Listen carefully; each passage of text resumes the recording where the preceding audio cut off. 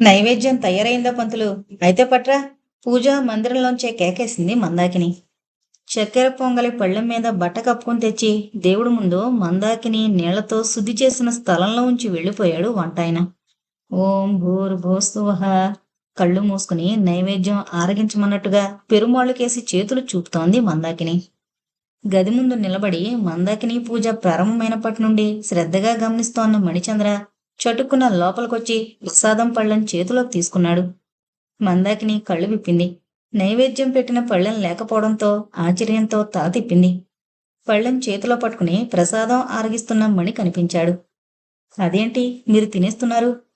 పాపం కంచు విగ్రహం కదిలి రాలేదు కదా ఇంత కమ్మటి చక్కెర పొంగల్ తినడానికి. కొంటిగా నవ్వాడు మణి. తిని ఎంగిల్ చేశారు కదా, నేను తాతగారికి ప్రసాదం ఎలా పెట్టను? నొచ్చుకుంటూ అంది. వేణుగోపాలుడే ఈ రూపంలో వచ్చి ఆరగించాడని ఎందుకు తృప్తిపడరు? ఎందుకు తృప్తి పడనండి, పడతాను. రేపటి నుండి ఆ కంచు విగ్రహాన్ని తీసేసి మిమ్మల్ని కూర్చోబెడతాను.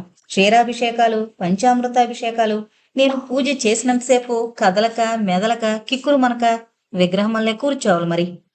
సీరియస్గా అంది మందాకిని. మణిముఖంలో నవ్వు ఎగిరిపోయింది. హడలిపోయాడు. ప్రసాదం పళ్ళెం టక్కున కింద పెట్టి భయంతో చేతులు జోడించాడు. అపరాధమైపోయింది తల్లి, క్షమించండి. ఎంత పనిష్మెంట్ ఇస్తారనుకోలేదు. దీనాతి దీనంగా అన్నాడు. అతడి అభినయం చూసి పక్కున నవ్వింది మందాకిని. ముత్యాల సరంలా ఉన్న పొలువరస, లేత గులాబీ రంగులో పలుచగా సాగిన పెదవులు, పొక్కున నవ్వే ఆ ముఖం పూర్తిగా విచ్చిన కమలంలా కనిపిస్తుంటే మణి ముద్దుడే చూశాడు. మందాకిని అని పేరు ఎవరు పెట్టారో గాని ఆ పేరు సరిపోదు. విరిసిన మందారం అని పెడితే బాగుంటుంది అనుకున్నాడు. మందాకిని అంతలో మళ్ళీ గాంభీర్యం తెచ్చుకుని, మరోసారి ఇలా కొంటె పనికి దిగారంటే కాళ్ళు చేతులు కట్టి కూర్చోబెట్టి పంచామృత స్నానాలు, పొంగలి నైవేద్యం అన్నీ చేసేస్తాను, జాగ్రత్త అంది. పవళింపు సేవ కూడా ఉంటుందా? ఆశగా అడిగాడు. ఆవిడి కళ్ళల్లోని కొంటె మెరుపు చూసి, పులివేషం పక్కకు పెట్టి కొంటె కృష్ణుడి అవతారం ఎత్తారెందుకు అడిగింది. పులివేషమా? అర్థం కాలేదు మణికి. బుర్ర మీసాలతో పోలీస్ ఆఫీసర్నన్న విషయం ఏ క్షణంలోనూ మరిచిపోనట్టుగా ఉండే మీరు ఇవాళ హఠాత్తుగా వేషం మార్చినట్టయ్యారు. మిమ్మల్ని మొదటిసారి బస్సులో చూసినప్పుడు నాకెలా అనిపించిందో తెలుసా? ఒక పెద్ద పులి సరదాగా మనుష్య రూపం ధరించొచ్చినట్టుగా అనిపించింది. బ్రతికించారు. కోతో కొండముచ్చు అనుకోలేదు. తేలిగ్గా నిట్టూరి చన్నాడు. మొదటి రోజు మిమ్మల్ని బస్సులో చూసినప్పుడు నాకేమనిపించిందో చెప్పనా? ఏమనిపించింది? నిప్పులు చిందుతూ దూసుకుపోతున్న ఒక అగ్ని అస్త్రంలా. ఈ ప్రపంచంలో జరిగే అన్యాయాన్ని, అక్రమాన్ని భస్మీపటలం చేయడానికే అగ్ని అస్త్రం మీ రూపం ఎత్తింది అనిపించింది. బాబోయ్! ఆ కోపం, ఆ విసురు పోలీస్ ఆఫీసర్ అయిన నన్నే జడిపించేట్టుగా అనిపించింది. బాగున్నాయి మన పోలికలు. మళ్ళీ నైవేద్యానికి వండించి తీసుకురావడానికి వెళ్ళింది మందాకిని. పావుగంట తర్వాత రావుగారికి తీర్థప్రసాదాలు ఇవ్వడం అయింది. డాక్టర్ గారెక్కడా? ఇంకా లేచినట్టు లేదు. బాబోయ్! ఇంకా పడుకునే ఉన్నారా? 9 అయిపోయింది. మందాకిని పైకి వెళ్ళింది. నిజంగా మహి ఇంకా నిద్రపోతున్నాడు. మంచం పక్కన నిలబడి చప్పట్లు చరుస్తూ పిలిచింది. డాక్టర్ గారు! మహి మెల్లగా కదిలి కళ్ళు విప్పాడు. ఎదురుగా మంచులో తడిసిన మల్లెపువ్వంత స్వచ్ఛంగా మందాకిని కనిపించింది. అతడి పెదవులు చిరునవ్వుతో విచ్చుకున్నాయి. ఇవాళ కళ్ళు విప్పగానే కనిపించింది మీరే. ఇవాళ నా జీవితంలో ఏం రాసుందో చూడాలి. ఈ శుభదర్శనాల పిచ్చి, శుభశకునాల పిచ్చి ఒక డాక్టర్ గారికి ఉండడం మంచిది కాదు. మందాకిని చురుగ్గా అంది. మణి యూనిఫామ్ వేసుకుని స్కూటర్ తీస్తున్నాడు. ఓ 10 నిమిషాలు ఆగండి, ఒక ముఖ్యమైన విషయం మనం మాట్లాడాలి. డాక్టర్ గారిని కూడా పిలిచాను అంది మందాకిని. మణి ఒకసారి వాచి చూసుకుని స్కూటర్ ఇంటి ముందు స్టాండ్ వేసి వచ్చాడు. ఏంటి సంగతి? అన్నగారిని రానివ్వండి. బయట రైతులతో మాట్లాడుతున్న రావుగారు వ్యవహారం ముగించి లోపలికొచ్చారు. మీరు కూడా వచ్చి ఇలా కూర్చోండి తాతగారు. ఏంటమ్మా? డాక్టర్ గారిని కూడా రానివ్వండి. మాటల్లోనే వచ్చాడు మహి టవల్తో ముఖం తుడుచుకుంటూ. ప్రారంభించండికా మణి అన్నాడు. ఒక విచిత్రమైన ఉదంతం. ఇది విని ఒక పోలీస్ ఆఫీసర్గా మీరు, ఒక డాక్టర్గా ఆయన, ఎంతో జీవితానుభవం ఉన్న తాతగారు ఏ అభిప్రాయం వెలుబుచ్చుతారో వినాలనుంది. ఇది ఒక సంఘటన కాదు, ఒక సమస్య. ఒక సమస్యకు పరిష్కారం చూపించాలి మీరు ముగ్గురు. ఇక వినండి మరి అని సంభాషణ ప్రారంభించింది మందాకిని. ఈ ఊళ్ళో బానిస వంటి తిరుపతయ్య అనే ఒక ఆయన ఉన్నాడు. మీకు తెలిసినవాడు అయ్యుంటాడు తాతగారు. మధ్యతరగతి మనిషి. ఆయనకు లేక లేక కలిగిన ఒక కూతురుంది. చక్కని చుక్క. సరోజ అన్న పేరు గలది. 18 ఏళ్ల వయసులో పరిపూర్ణంగా విచ్చుకున్న పువ్వులా ఉన్న ఆ అమ్మాయిని గొప్పింటికివ్వాలని తిరుపతయ్య తాపత్రయపడుతున్నాడు. హీరో రాకముందే విలన్ ప్రవేశిస్తున్నాడు మన కథలో. వాడి పేరు సింహం. ఎరికల కులానికి చెందినవాడు. ఊరవతలుంటుంది వాడి మట్టి మిద్దే. భార్య ఉంది. 30 ఏళ్ల వయసులో మదించిన పోతులా ఉంటాడు. వాడి కన్ను ఎలాగో మన సరోజు మీద పడింది. వాడికి భయం అన్నది అస్సలు లేదు. నా ఇంటికొచ్చే, నేనే నీకు మొగుణ్ణి, నీకింకో మొగుడు రావడానికి వీల్లేదు అన్నాడట సరోజతో. ఆ పిల్ల హడలిపోయి తండ్రికి చెప్పింది. సింహాన్ని చితక తన్నించాడా తండ్రి? మణి అడిగాడు. చితక తన్నించగలిగితే ఈ కథ మీ దాకా వచ్చేది కాదు. సింహం గొప్ప మంత్రగాడన్న పేరుంది ఈ ఊళ్ళో. వాడి మీదకి చెయ్యెత్తిన వాళ్ళు మరో సూర్యోదయం చూడలేరట. పిల్లను ఊరు దాటించి దూరంగా బంధువులింటికి పంపిస్తే ఆ పీడ వదులుతుంది అనుకున్నాడు తిరుపతయ్య. నీ బిడ్డను 7 సముద్రాలు దాటించినా వదలను. ఆమె నాకు కావాలనుకున్నాను. ఆమెను పిలిపించి నాకు అప్పచెప్తావా, లేక నిన్ను గోటితో మీటినట్టు మీటైనా అని అడిగాడట సింహం. ఈయన గుండెల్లో రాయి పడింది. తిరుపతయ్యకి మంత్రతంత్రాల మీద, చేతబడుల మీద గొప్ప గురి. ఎందుకంటే 25 సంవత్సరాల క్రితం ఆయన మొదటి భార్య హఠాత్తుగా చనిపోయిందట. బెచ్చానికని వచ్చిన కాటికాపడు ఒకడు ఆమె మీద కన్నేసి ఆమె ఇష్టపడకపోవడంతో ప్రయోగం చేసి చంపేశాడట. 6-7 సంవత్సరాల తర్వాత సరిగ్గా ఆయన భార్యలాంటి మనిషే కాటికాపర బృందంతో ఊరవతల దిగి తన ఊళ్ళోకి అడుక్కోడానికి రావడం చూసి అనుమానం వచ్చి బొంద తవ్వి చూశారట. బొందలో శవం తాలూకా చిహ్నాలేవి కనిపించకపోయేసరికి వీళ్లకు గట్టిగా నమ్మకం ఏర్పడింది. ఈ కాటికాపడు శవాన్ని బ్రతికించి తనతో తీసుకెళ్లిన మనిషే. ఈమెని నీ పేరు చంద్రమ్మ కదా అని అడిగారట. ఊళ్ళో ఆమెను బాగా ఎరుగున్నవాళ్లు. కాదందట. గతానికి సంబంధించిన ఏ సంగతి జ్ఞాపకం లేకుండా ఆ కాటికాపుడు చేశాడని వీళ్ల ప్రగాఢ విశ్వాసం. ఇప్పుడు సరిగ్గా తన కూతురు మీద మంత్రగాడన్నవాడి కన్ను పడ్డం చూసి తిరుపతయ్య హడలిపోవడంతో ఎంతైనా అర్థం ఉంది. నిన్న నాన్నగారి దగ్గరకొచ్చి ఏడ్చేశాడు. మీరు రోజు పూజలు జపాలు చేస్తుంటారు స్వామి, మీ దగ్గర తప్పక మహత్యం ఉంటుంది. నా ఒక్కగానొక్క బిడ్డకు దాన్ని అడ్డేసి కాపాడండి. ఏ తాయిత్తైనా సరే రాసివ్వండి, కడతాను అని నాన్నగారి కాళ్ళు పట్టుకున్నాడు. ఇప్పుడు చెప్పండి, ఏ క్షణంలో ఏం జరుగుతుందో అని గుండెలు అరచేతిలో పెట్టుకుని కూర్చున్న తండ్రి కూతుళ్ల భయం పోగొట్టేదెలా, ఆ అమ్మాయిని కాపాడేదెలా? తాతగారు ముందు తన అభిప్రాయాన్ని చెప్పారిలా. ఎంతటి మహా మంత్రగాడైనా సరే మంత్ర పటుత్వమంతా వాడి పళ్లలో ఉంటుంది కాబట్టి అందరూ గుంపుగా వెళ్లి వాడిని చెట్టు కట్టేసి పళ్ళు రాలగొడితే సరి. ఇహ వాడేమీ చేయలేడు. కూరలు తీసిన పాము అవుతాడు. మా చిన్నతనంలో సరిగ్గా ఇలాగే జరిగింది ఓ సంఘటన. జంగయ్య అని ఈ ఊళ్ళో ఒకడుండేవాడు. కంటికి నదురుగా కనిపించిన ఆడదానంలా అనుభవించి గొంతు నులిమి చంపేవాడు. పొలాల్లోకి కూలి పనులకు వెళ్లిన ఆడవాళ్లు క్షేమంగా ఇంటికి తిరిగొస్తారన్న నమ్మకం లేకుండా పోయింది రోజు రోజుకు. చాలా వరకు కూలి పనులకు వెళ్లడమే మానేశారు ఆడవాళ్లు. కూలి పనికి తప్పనిసరిగా వెళ్లాల్సొచ్చినా జట్లు జట్లుగా వెళ్లేవాళ్లు ఆడవాళ్లు. ఊళ్ళో చాలా మంది వాణ్ణి పట్టుకోవాలని చూశారు. పట్టుకోవడానికి వెళితే చెంగున చెట్టు మీదకి ఎగిరిపోయేవాడట. వాడి శరీరంలో ఏవో తాయితులుండేవట. వాటి ప్రభావం చేత ఎవరికీ దొరికేవాడు కాదట. చివరికో రోజు అందరూ కూడబలుకుని వాడి మీద పడి మూతిపళ్ళు రాలగొట్టి పికలో ఉన్న తాయితులు పీకి పారేశారు. అప్పటినుంచి వాడు తల చిక్కిన పామయ్యాడు. మీరు చెప్పిందంతా ఉత్త నాన్సెన్స్ తాతయ్య, మణి కొట్టి పారేశాడు. మనిషిని చంపే మంత్రాలు, బ్రతికించే మంత్రాలు ఉన్నాయా? నాన్సెన్స్ ఇదంతా. ఈ ప్రజలది వట్టి మూఢత్వం. సింహంగాడిని మంత్రగాడన్న నెపంతో అరెస్ట్ చేయడం కుదరదు గాని దొంగతనమో చీటింగో మోపి వాడిని బొక్కలోకి తోసి వాడి మంత్రాలన్నీ కక్కిస్తాను. అలా చేస్తే ఈ ప్రజల మూఢత్వం మాత్రం పోదు కదా. ముందు మనం ఇట్నుంచి నరుకు రావాలి. ఆ ఎరికలవాడు మామూలు మనిషే అన్న నిజం ఈ తిరుపతయ్య, ఈ ప్రజలు తెలుసుకునేట్టు మనం చెయ్యాలి అన్నాడు మహేష్ ఆలోచనగా. మందాకిని చప్పట్లు కొట్టింది. డాక్టర్ గారు చెప్పిన పరిష్కారమే నాకు బాగా నచ్చింది. అదే ఆచరణయోగ్యమైంది. కానీ పిల్లికి గంట కట్టేవారు ఎవరన్నట్టు వాడు మామూలు మనిషేనని రుజువు చేయడానికి ముందుకొచ్చే ధీరుడెవరు? దీనికి పెద్దగా ధీరత్వం అన్న పేరెందుకు? మంత్రాలు, తాంత్రిక విద్యలు లేవన్న దృఢ విశ్వాసం మనలో ఉంటే చాలు. ఇక దేనికి వెరవక ఛేదించుకుని ముందుకు వెళ్ళిపోగలం అన్నాడు మహి. తాంత్రిక విద్యలు లేవంటే నేను ఒప్పుకోనరా. మీ చదువుకున్న వాళ్ళు, ముఖ్యంగా మీ డాక్టర్లు, ఈ మంత్రతంత్ర విద్యల్ని, దెయ్యాల్ని ఒప్పుకోరు.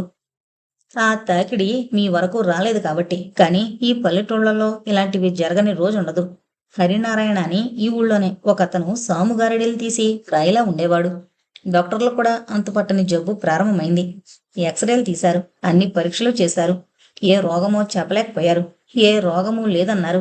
మనసు తృప్తి కోసం ఏవో మందులు రాసేవాళ్ళు. ఇతడు దోసుళ్ల కొద్దీ మింగేవాడు మాత్రలు. వీపులో నొప్పని, కడుపులో వికారమని, నిద్ర పట్టదని, అతడి బాధ రోజురోజుకు హెచ్చుతుంటే ఒక ఆయన చూసి చెప్పాడు ఇది ప్రయోగమని. అతడి వాకిట్లోనే పాతిపెట్టిన టెంకాయ, జీడిగింజలు, మేకులు అవన్నీ తవ్వి పారేశారు ఆయన చూపించిన చోట. అతడి ఆరోగ్యం చక్కబడింది. మా నాన్నగారు కూడా చేతబడి చేయడం వల్లే చనిపోయాడు అంటారు. పొలం తగాదాల్లో పక్క పొలం వాడితో పోట్లాట, కోపం పట్టలేక 2 దెబ్బలు కూడా వేశారట నాన్నగారు. పో ఇంటికి పో, నీ శవం బయటకొస్తుంది అన్నాడట. అంతవరకు ఏ సుస్థి లేని మనిషి ఇంట్లో అడుగు పెడుతుంటే కళ్ళు తిరిగినట్టుగా అయ్యి ఒళ్ళు వెచ్చబడిపోయిందట. వస్తూనే పడక వేసి 3 రోజులు జ్వరంతో బాధపడి కన్ను మూశారట. ఇదేంటంటారు మరి? ప్రయోగాల పట్ల మీ నాన్నగారికి సంపూర్ణ విశ్వాసం ఉండుంటుంది.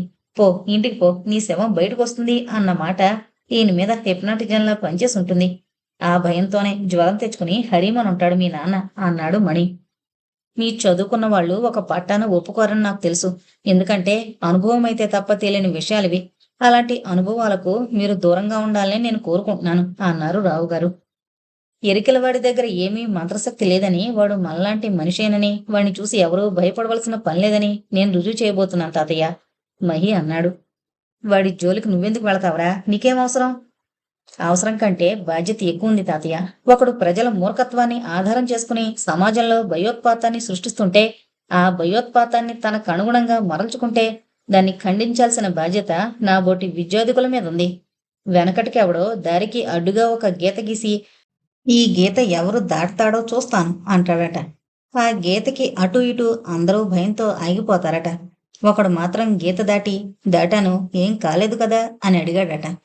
దాటండి చూస్తానన్నాను కాని ఏదో అవుతున్నానన్నానా అని బుకాయించాడట వాడు. ఇది మనుషుల భయం. అసలేం ఉండదక్కడ. ఒక మామూలు మనిషిని చూసి అర్థం లేని భయాలకు లోను కావద్దని వాడికి చేయాల్సిన శాస్తి చేయండి అని చెబుతాను ఈ ప్రజలకు. గాలి మరుపుకొనొచ్చి లేనిపోని చిక్కుల్లో పడడం నాకు ఇష్టం లేదురా. 4 రోజుల పాటు తాతగారి దగ్గర గడుపుదామని వచ్చావు.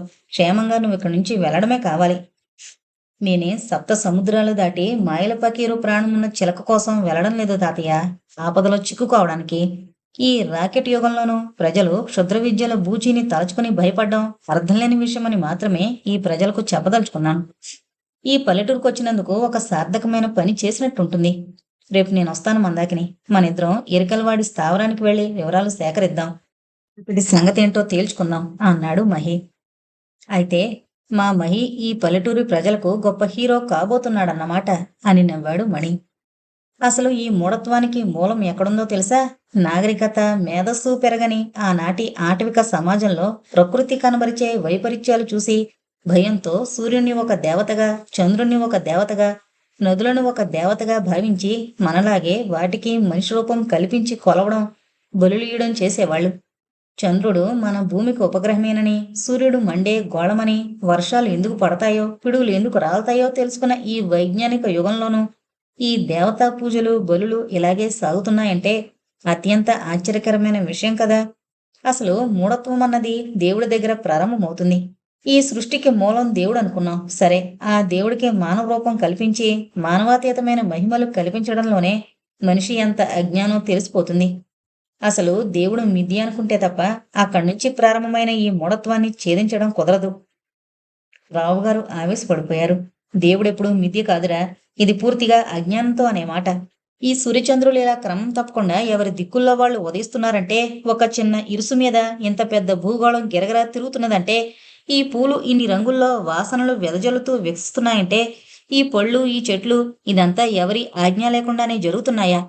మీ తెలివంతా ఉపయోగించి కార్లని, ఏరోప్లేన్లని ఎగురేస్తున్నారు. కానీ డ్రైవర్ లేకుండా, పైలట్ లేకుండా అవి నడవవు కదా.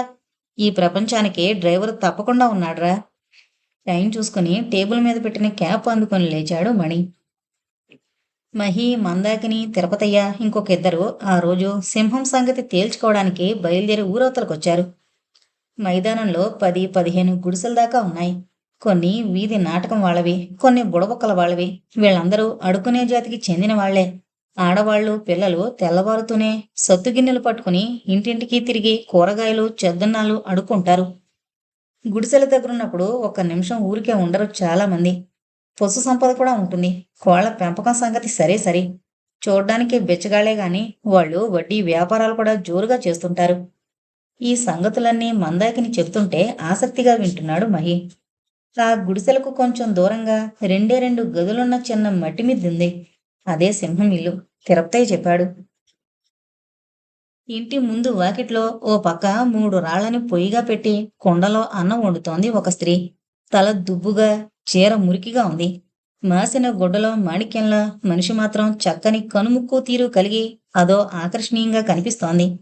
అదే సింహం పెళ్ళం చెప్పాడు తిరుపతయ్య. ఆమెను సమీపించి అడిగాడు. సింహం లేడా? రాత్రి పోయిండు కుందేటి షికారికి, ఇంకా రాలేదు చెప్పిందామె. అంతలో రానే వచ్చాడు సింహం. 2 చేతుల్లో 2 కుందేళ్లని తలకిందులుగా పట్టుకుని. డొంక తిరుగుడు లేకుండా సూటిగానే మొదలైంది వ్యవహారం. తిరుపతయ్య బిడ్డను పక్కలోకి రమ్మన్నావట. ఎన్ని దొమ్ములున్నారా నీకు? మహీవాళ్లతో వచ్చిన రాజలింగం అనే అతడు ఆరంభ సూరత్వంతో అడిగాడు. మనసైన దాన్ని పొందకపోతే నేనేం మోగోణ్ణి? సింహం కుందేళ్లను కింద పెట్టి తలబిరుసుగా సమాధానమిచ్చాడు. ఊళ్ళో ఉన్న అందమైన ఆడవాళ్ళందరి మీద మనసైతాది. మనసైన దాన్నల్లా పొందాలనుకోవడానికి నీకెన్ని గుండెలరా? గ్రామస్తులు అంత చేవచచ్చిన వాళ్ళనుకున్నావా? నీకు మనసైన దాన్నల్లా నీకు అప్పచెప్తూ పోవడానికి ఒళ్ళు హోనమైపోతుంది, జాగ్రత్త. పురుషోత్తం అనే ఆయన అన్నాడు తెచ్చుకున్న గాంభీర్యంతో. గుండెలు పీచు పీచుమంటూనే ఉన్నాయి లోపల. సింహం మొహంలో నవ్వు మాయమైంది. కళ్ళల్లో ఎర్రజెర్రలు తొంగి చూశాయి. ఏది, ఒక దెబ్బ వేసి చూడు, ఏం జరుగుతుందో చూద్దువు. వాడి కంఠంలో వినిపించిన కాఠిన్యానికి ఉలిక్కిపడి తెచ్చిపెట్టుకున్న ధైర్యం తోక ముడిచింది. పిరికిగా ఒక అడుగు వెనక్కి వేసి, చూసేవాళ్లు చూస్తారు, నేనెందుకు చూస్తాను అన్నాడు పురుషోత్తం. మహి నెమ్మదిగా అతన్ని సమీపించి అతడి భుజం మీద చేయి వేశాడు. నేను చూడనా నీ జబ్బ సత్తువా అని అడిగాడు నవ్వు గాంభీర్యం మేళవించిన స్వరంతో. 6 అడుగుల ఎత్తు, కండలు తిరిగిన శరీరంతో సింహం అప్పుడే అడవి నుంచి తప్పిపోయి ఊళ్ళోకొచ్చిన అడవి దున్నలా ఉన్నాడు. తన జబ్బల కేసు ఒకసారి సగర్వంగా చూసుకుని, నువ్వు చూస్తావా నా జబ్బ సత్తువా, బక్కపీచివి అన్నాడు. వాడి వెటకారానికి మండిపోయింది మహీకి. జవాబుగా పిడికిలి బిగించి ఒకటిచ్చాడు సింహం మూతి మీద. పిడుగుపడ్డట్టుగా మూతి బొగ్గుమంది. కాటు వేయడానికి కసిగా లేచిన కాలసర్పం పడగల సింహం చెయ్యి పైకి లేచింది. మహీ చెయ్యి కలిపాడు. నిమిషం గడవకముందే మహీ సత్తా అతడికి తెలిసిపోయింది. చూడ్డానికి సన్నగా కనిపించిన ఉక్కులా బలమైన శరీరం మహిది. పోరాటంలో మెళకువలు తెలిసినవాడు. 10 నిమిషాలు మించకుండానే సింహం నేల కరిచాడు. మట్టిలో పొర్లిన ముఖాన్ని పైకెత్తి, నిన్ను నేను తప్పక దెబ్బతీస్తాన్రా. ఇంటికెళ్లేలోగా రక్తం కక్కి చచ్చేట్టు చేస్తాను. అట్లా ఒకసారి చంప, నిన్ను దినమంతా చంపుతా. పగతో దెబ్బతిన్న పాము కళ్ళల్లా జ్వలిస్తున్నాయి అతడి కళ్ళు. నీ దగ్గర నిజంగా అంత మంత్రశక్తి ఉంటే ఇప్పుడే చూపరా. నువ్వు ఇంటికి వెళ్లేలోగా నా సత్తా నీకు తెలుస్తుంది. పోరా పో, నువ్వు నన్నేం చేయలేవు.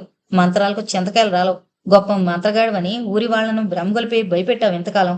నేను వాళ్ల భ్రమను తొలగించడానికి వచ్చాను. నీ బ్రతుకు భ్రమలాగే కరిగిపోతాదిలే, ఎళ్ళు. ఎందుకు తాటాకు చప్పుళ్ళు? అదేది ఇప్పుడే చూపమంటున్నాను కదా. నీకు నాకు ఛాలెంజ్. నీ దగ్గర మంత్రశక్తి ఏదీ లేదని నేను రుజువు చేస్తే నువ్వు ఊరొదిలి పోవాలి. ఉందని రుజువు చేస్తే నేను నీకు శిష్యునవుతాను. చూపిస్తానంటిని కదా. ఇట్లా 10 మందిలో చూపే విద్య కాదది.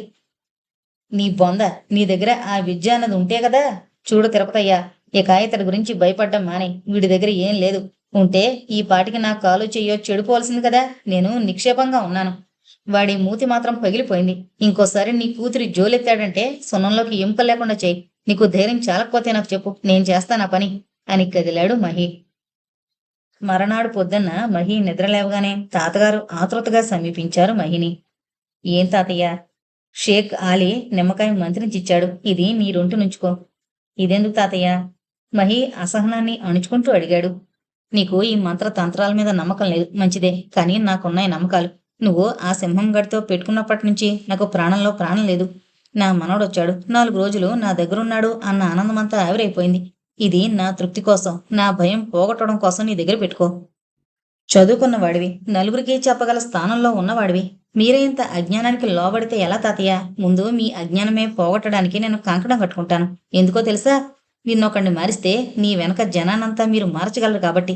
ఈ నిమ్మకాయని నా దగ్గరుంచుకుంటే మూఢనమ్మకాలను ప్రోత్సహించినట్టు అవుతుంది. కాబట్టి ఈ నిమ్మకాయ నా దగ్గరుంచుకోను, చూస్తుండండి, నాకేమీ కాదు దృఢంగా అన్నాడు మహేష్. నీకీ పల్లెటూళ్ళ సంగతి తెలీదు. ఇక్కడ ఎవరైనా పగబడితే పాము పగబట్టినట్టే. ఇహ మంత్రగాడు కూడానాయే. క్షుద్ర విద్యలు నేర్చిన వాళ్ళకి అసలు దయాదాక్షిణ్యాలు అనేవి లేవు. దయచేసి నా కోసం పెట్టుకోరా ఈ నిమ్మకాయని. ఈ రుద్రుణ్ణి ఇంత సంకట పరిస్థితుల్లో ఇరికించడం నీకు భావ్యం కాదు. కళ్ళనీళ్ల పర్యంతమై ప్రాధేయపడసాగారు రావుగారు. నీ సంతోషం కోసం నేను ఇంకేదైనా చేస్తాను గాని ఈ పని మాత్రం చేయలేను. ఇది నా నమ్మకానికి సంబంధించిన విషయం. అయితే నువ్వు తక్షణం ఇక్కడి నుంచి వెళ్ళిపో. ఒక్క క్షణం నువ్వు ఇక్కడ ఉండాల్సిన పని లేదు. రేపు ఏదైనా జరిగినా మీ అమ్మాయ్యకు నేనే సంజేషించుకోవాలి. నా కళ్ళ ముందు ఏ అనర్థాలు జరగకముందే నువ్వు ఇక్కడి నుంచి వెళ్ళిపో. దుఃఖము, కోపము మేళవించిన స్వరంతో అన్నాడు. ఇప్పుడెలా వెళ్తాను? నేను సింహం గడికి భయపడి పారిపోయాననుకోరా జనం. ఎంత అవమానం నెత్తిన రుద్దుకునే కంటే మృత్యువును కౌగిలించుకోవడం మేలు తాతయ్య. నేను వెళ్ళను. సింహం ఒట్టి పులితోలు కప్పుకున్నవాడని, ప్రపంచంలో అసలు మంత్రతంత్రాలనేవి లేవని నేను రుజువు చేయిందే వెళ్ళను ఖండితంగా చెప్పాడు మహి. ఇహ నాకు తెలీదు. మీ అమ్మ నాన్నకు కబురు చేస్తాను. వాళ్ళే వచ్చి చూస్తారు నీ సంగతి. ఆయన వెనుతిరిగి అక్కడి నుంచి వెళ్ళిపోయారు. గ్రామస్తుల్లో ఈ మూఢనమ్మకాలు పోగొట్టాలంటే ఏం చేయాలి? శాస్త్రీయ విజ్ఞానం వాళ్లకు అందుబాటులోకి తేవాలంటే ఏం చెయ్యాలి? 2 రోజులుగా ఇదే చర్చ సాగింది మందాకినికి మహీకి మధ్య. చిన్న సభ చేసి ఉపన్యాసాలు ఏర్పాటు చేస్తే బాగుంటుంది అన్నాడు మహి. ఉపన్యాసాలు మనిషిని ప్రభావితం చేసే మాట నిజమే, కానీ ఆ ఉపన్యాసాలు వినేంత తీరిక, ఓపిక ఎక్కడున్నాయి? ఈ పక్షులకు వాళ్ళని సమీకరించడమే ఒక సమస్య. ఏ వినోద ప్రదర్శనో, బుర్రకథనో, హరికథనో అయితే పగలంతా పడిన తమ శ్రమని, బ్రతుకులో ఉండే కష్టాల్ని ఆ కాసేపైనా మరిచిపోవచ్చునని ఎన్నికల ప్రచారంలా ఇంటింటికి వెళ్లి చెప్పడం అది కుదరదు అంది మందాకిని. అయితే ఇంకెలా అంటారు? వీళ్ళకి మనం పాటల వల్ల చెప్పొచ్చు, బుర్ర కథల వల్ల చెప్పొచ్చు, నాటకాల వల్ల చెప్పొచ్చు. ఇందులో ఏదో ఒకటి మనం ఎన్నుకోవాలి. అయితే ఒక నాటక ప్రదర్శన ఏర్పాటు చేద్దాం. ఆ నాటకం నేను రూపొందిస్తాను. పాత్రధారుల విషయం మనం తర్వాత ఆలోచిద్దాం. ఏమంటారు? అడిగాడు మహి. మీరు రాయగలరా? కాలేజీ లైఫ్లో స్వయంగా 1-2 నాటకాలు రాసి నటించిన అనుభవం ఉంది. అప్పట్లో మా ప్రొఫెసర్ గారు ఒక ఆయన ఇలాంటి విషయాల్లో చక్కటి ప్రోత్సాహాన్ని అందించేవారు స్టూడెంట్స్కి. మీరు రాసి స్వయంగా నిర్వహిస్తే ఇంకేం కావాలి? మందాకిని ఆనందంగా అంది. కానీ ఒక నాటకం వెయ్యాలంటే దానికి తగిన హంగులు కావాలి. మైకు, లైటింగు, ముఖ్యంగా సెట్టింగు కావాలి. అందులో 1-2 పాటలు కూడా పెడితే బాగుంటుంది. పాడేవాళ్ళు, ఆర్కెస్ట్రా కావాలి. మనం అంత పెద్ద ఎత్తున వెళ్ళడం మొదటే పెట్టుకోకూడదు. డబ్బు ఖర్చు, శ్రమ రెండూ అవుతాయి. దానికి తగిన ఫలితం అందుతుందా అంటే అంత గ్యారంటీ లేదు. అందుకని మనం ఒక పని చేద్దాం. గణేష్ ఉత్సవాలు బస్తీల నుండి మెల్లగా పల్లెలు కూడా పాకాయి. నిరుటి నుండి కోదండ రామాలయంలో గణేశుడి బొమ్మ ప్రతిష్ఠించి ఉత్సవాలు నిర్వహిస్తున్నారు యువకులు. మనం ఈ సందర్భాన్ని ఉపయోగించుకుందాం. ఏమంటారు? ప్రజలు ఏ విధంగా స్పందిస్తారో మనకు తెలిసిపోతుంది అంది మందాకిని. అలాగే, మీరు చెప్పినట్టే చేద్దాం. నాటకం రూపొందించడానికి 2 రోజులు పట్టింది మహీకి. ఎన్ని కాగితాలు ఉండలేకపోయాయి. స్క్రిప్టు సంతృప్తికరంగా వచ్చాకే కాగితాలు ఫైల్లో పెట్టుకుని మందాకినికి చూపడానికి తీసుకునొచ్చాడు. వరండాలోనే కనిపించింది సుమతి. అడక్కముందే చెప్పింది. అక్కకి జ్వరం వచ్చింది డాక్టర్ గారు, గదిలో పడుకుంది. అతన్ని మందాకినున్న గదిలోకి తీసుకువెళ్ళింది. అడుగుల సవ్వడికి కళ్ళు తెరిచిన మందాకిని లేవబోయింది. అరే, లేవకండి, పడుకోండి, పర్వాలేదు. అతడి వారింపు లెక్క పెట్టకుండా లేచి కూర్చుంది మందాకిని. అతడి చేతిలో కాగితాలు చూసి నాటకం రాశారా అని అడిగింది. రాశాను. మీకు చూపాలనే తెచ్చాను, కానీ ఇప్పుడొద్దు. మీకు జ్వరం తగ్గాక చూడొచ్చు. జ్వరం ఎప్పటి నుండి? రాత్రి నుండే. మందు ఏం తీసుకున్నారు? నాన్నగారు ఏవో మాత్రలిచ్చారు. ఈరోజు ఏం తినొద్దన్నారు. కాస్త పాలు మాత్రం తీసుకున్నాను. ఆ కాగితాలు ఇవ్వండి. జ్వరం తగ్గేదాకా నాకు ఓపిక పట్టడం చేత కాదు. మందాకినికి కాగితాలిచ్చి సుమతిచ్చిన పత్రిక తిరగేస్తూ కూర్చున్నాడు మహి. డాక్టర్ గారికి పాలు తీసుకురమ్మని సుమతికి చెప్పి నాటకం చదవడంలో నిమగ్నమైంది మందాకిని. పరీక్షా ఫలితం తెలుసుకోబోతున్న విద్యార్థిలా ఉంది మహి మనస్థితి. నాటకం బాగా వచ్చిందంటుందా, లాభం లేదంటుందా? ఆమె ముఖభావాలు చూస్తున్నాడు. అతడి అవస్థేం పట్టించుకోకుండా సీరియస్గా పేజీలు తిప్పుతోంది మందాకిని. 10 నిమిషాలు 10 యుగాలయ్యాయి మహీకి. చాలా బాగా రాశారు. మీలో ఇంత టాలెంట్ ఉందని నేను ఊహించలేదు. అతడి ముఖంలోకి ప్రశంసగా చూస్తూ మెరిసే కళ్ళతో అంది మందాకిని. రివ్వున ఆకాశంలోకి ఎగిరి రంగురంగుల రవ్వలు చిందుతోన్న తారాజువల మహీ ముఖం సంతోషంతో వెలిగిపోయింది. బాగుందా? ఏం మార్పులు చేయనక్కర్లేద్దా? అక్కడక్కడ కొన్ని డైలాగులు మార్పు చేయాల్సి రావచ్చు. అది మనం రిహార్సల్స్ చేస్తున్నప్పుడు తెలుస్తుంది. మరి పాత్రధారుల సంగతి? ఇందులో హిస్టీరియా పేషెంట్ పాత్రను నేను వేస్తాను. డాక్టర్ పాత్ర మీరే వేయండి. ఇంకెవరికి ఇవ్వద్దు. ఇక ఈ మంత్రగాడు, ఇంకో 3 చిల్లర పాత్రలకు మనం ఎవరినైనా వెతకాలి. ఆ వెతికే బాధ్యత నాకు వదిలిపెట్టండి అంది మందాకిని. తర్వాత నాటకం రిహార్సల్స్తో కార్యక్రమం రూపొందించుకోవడంతో వారం రోజులు గడిచిపోయే తీరిక లేకుండా నాటక ప్రదర్శన రోజు రాని వచ్చింది. అనుకున్న దానికంటే ప్రేక్షకులు ఎక్కువే వచ్చారు. గుడి ఆవరణలో కిక్కిరిసి కూర్చున్నారు జనం. ముందు 2 పాటల తర్వాత నాటకం ప్రారంభమైంది. సరోజ అనే అమ్మాయి వాళ్ళ పిన్నిగారో ఎవరో పూనకం వచ్చి మాట్లాడుతుంటుంది. అంతా ఆవిడలాగే ప్రవర్తిస్తుంటుంది. సరోజ పిన్నిగారు కాన్పులో పోతుంది. ఆవిడ కాటికి వెళ్ళకముందే సరోజ మీదకి పూనకం వస్తుంది. అచ్చం బాలింతలా తలకి గుడ్డ చుట్టుకుని చెవిలో దూది పెట్టుకుని మంచం మీద పడుకుంటుంది. సంభాషణలు హాస్యంగా నడుస్తున్నాయి. ప్రేక్షకులు నవ్వుతున్నారు. నాటకంలో హాస్యయుతమైన సంభాషణలు లేకపోతే ప్రేక్షకులు బోర్ ఫీల్ అయ్యే అవకాశం ఉంటుందని మంచి హాస్యమే అందించాడు మహి. సరోజం మీదున్న పిన్నిగారిని తరమడానికి మంత్రగాడిని తీసుకొస్తారు పెద్దవాళ్ళు. మంత్రగాడి దెబ్బలకు దెయ్యం పోవడం దేవుడేరు గాని స్పృహ తప్పి ఆమె ప్రాణాపాయ స్థితిలో పడుతుంది. మంత్రగాడు పరారవుతాడు. ఆమెను చేతుల మీద ఎత్తుకుని గాబరాగా డాక్టర్ దగ్గరకు తీసుకువెళతారు బంధువులు. జరిగింది విని కావలసినన్ని చివాట్లు పెడతాడు డాక్టర్. దెయ్యాలనేవి లేవు, అది హిస్టీరియా అని చెబుతాడు. మందులతో శాస్త్రీయమైన వివరణలు ఇవ్వడంతో ఆమెను ఆరోగ్యవంతురాల్ని చేస్తాడు. నాటకం తర్వాత గ్రామ పెద్దలను ఉద్దేశించి ప్రసంగించాడు మహి. మీరింతవరకు చూసింది ఒక నాటకమే, కానీ మనం రోజూ చూసే సంఘటనలే ఈ నాటకానికి ప్రేరణ. ఎక్కడ చూసినా దెయ్యం పట్టినవాళ్ళు, దెయ్యాలు పూనుకొని రావడం ఎంత అబద్ధమో దేవుళ్ళు అంతే అబద్ధం. ముందు ఈ దేవుళ్ళ పూర్ణం గురించి చెబుతాను. ఒక మనిషి మీదకి ఏ వెంకటేశ్వర స్వామో నరసింహస్వామో రావడం, లేక ఏ అమ్మవారో రావడం అనేది 2 విధాలు జరుగుతుంది. కోటి విద్యలు కూటి కొరకే అన్నట్టు దేవుడు పూనుతున్నట్టుగా నటించి భక్త కోటిని సంపాదించి తమ పబ్బం గడుపుకునేవాళ్లు కొందరు. ఇక మోసం లేకుండా నిజంగానే అతడు ఎవరో పూనినట్టుగా, ఎవరో కళ్ళకి కనిపిస్తున్నట్టుగా చేస్తున్నారంటే ఈ భయాలు భ్రాంతులు ఎవరో మాట్లాడుతున్నట్టుగా కావడం, ఇదంతా ఒక మానసిక రోగం వల్ల ఏర్పడతాయి. మనిషిలో థెరాయిడ్ గ్రంథి ఉంటుంది. అది సరిగ్గా పనిచేయకపోతే మనిషి ఈ విధమైన భ్రాంతికి లోను కావడం జరుగుతుంది.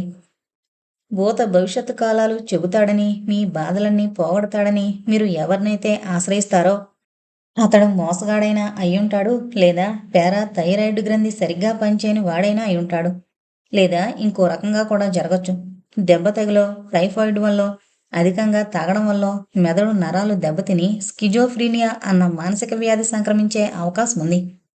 ఆ వ్యాధి వల్ల తనకు అతీత శక్తులు కలిగాయనో, అతీత శక్తులతో తనకు సంబంధం ఏర్పడిందనో భ్రాంతికి లోనయ్యే అవకాశం ఉంది. మీ రోగాన్ని బాధల్ని పోగొడతానని మీరు ఎవరినైతే బాబానో దేవుళ్లను పూంతారో, ఎవరినైతే ఆశ్రయిస్తారో అతడే స్వయంగా ఒక మానసిక రోగి అని మీరు గ్రహించాలి. ఇక మంత్రాలు చేతబళ్ళు అన్నవి కూడా దెయ్యాల్లా ఒక అభూత కల్పన. తరతరాలుగా మనుషుల్లో జీర్ణించుకుపోయిన నమ్మకాలివి. అందుకని కొందరు మంత్రగాళ్లమని, స్వామీజీలమని తేలిగ్గా మోసగించగలుగుతున్నారు, వీళ్ల మూఢత్వాన్ని ఆధారం చేసుకుని. ఉదాహరణ మీ ముందే ఉంది.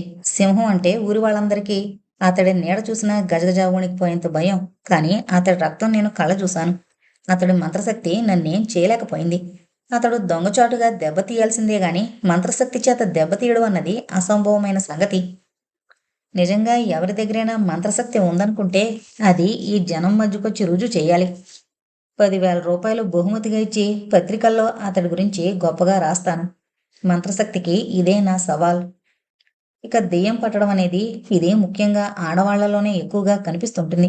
ఎందుకంటే తరతరాలుగా పురుషాధిక్య సమాజంలో అణిచివేతకు గురికాబడ్డారు స్త్రీలు. వాళ్లలో తీరని ఆశలు, ముఖ్యంగా సెక్స్కు సంబంధించిన కోరికలు ఈ దెయ్యాల రూపంలో బయటపడి నలుగురిని ఆకర్షించి తమాషా చేస్తుంటాయి. ఎవరితో పంచుకోలేని ఆలోచనలు, మనసును నిలిబిలి చేసే ఊహలు హిస్టీరియా జబ్బుగా పరిణమిస్తాయి. ఆమె మనసుకు ఊరట కలిగించే మాటలు చెప్పడం వల్ల, మందుల వల్ల ఈ జబ్బు పోగొట్టొచ్చు. అంతేగాని మంత్రాలకి చింతకాయలు రాలవు కదా. ఇంకేమీ రాలవు. అనర్గళంగా సాగింది మహి ఉపన్యాసం.